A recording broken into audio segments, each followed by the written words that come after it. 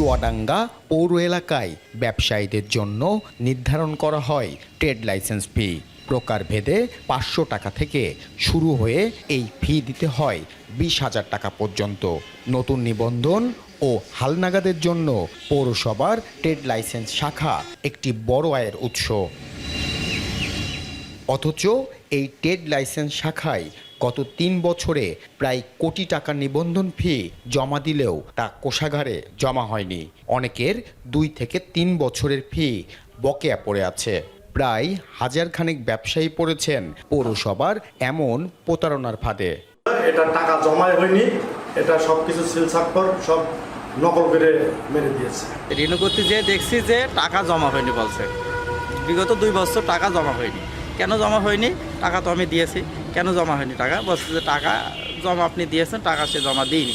আসলে টাকা যদি জমা না দেয় এক্ষেত্রে তো আমি দায়ী না। এবার নিজে যখন জমা দিতে গিয়ে দেখছি বসে আপনার তো 3 বছর ডিউ বাকি আছে। ডিউটা বাকি নিয়ে আমার কাছে পুরানোটা আমার কাছে আছে, সেটা আমাকে দেখা দিলাম, দেখিয়েছে।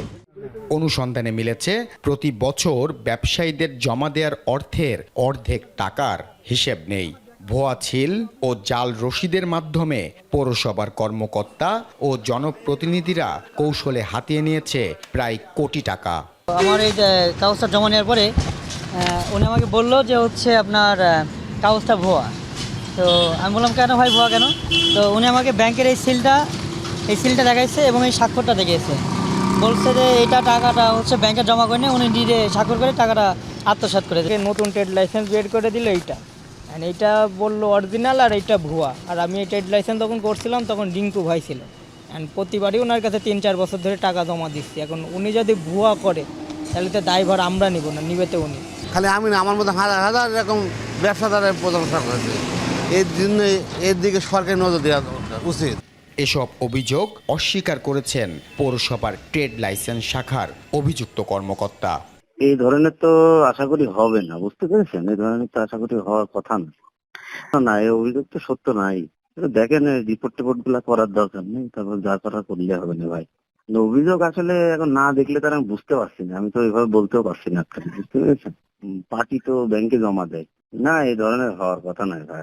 বিষয়টি জানাজানির পর নড়েচড়ে বসেছে প্রশাসক, যদিও এ নিয়ে মুখ খুলতে চায়নি দায়িত্বপ্রাপ্ত কেউ। তবে জেলা প্রশাসকের আশ্বাস, তদন্তের মাধ্যমে জড়িতদের শাস্তির আওতায় আনা হবে। চুয়াডাঙ্গা পৌরসভার প্রশাসকের সাথে আলাপ করেছি, এই ধরনের একটা অভিযোগ পেয়েছে। কয়েক বছর যাবৎ ট্রেড লাইসেন্সের এরকম টাকা নিয়ে জমা দেয় নাই এবং যার কারণে লোকজন ক্ষতিগ্রস্ত হচ্ছে এবং বিষয়টা সে তদন্ত করতেছে এবং আমি পরামর্শ দিয়েছি যাতে দ্রুত তদন্ত শেষ করে যাতে বিধি মোতাবেক ব্যবস্থা নেওয়া হয়। চুয়াডাঙ্গা পৌরসভার আওতায় ট্রেড লাইসেন্সধারীর সংখ্যা প্রায় 3,000, যা থেকে প্রতি বছর আয় হয় গড়ে 50 লাখ টাকার বেশি। অনিক চক্রবর্তী, এখন চুয়াডাঙ্গা।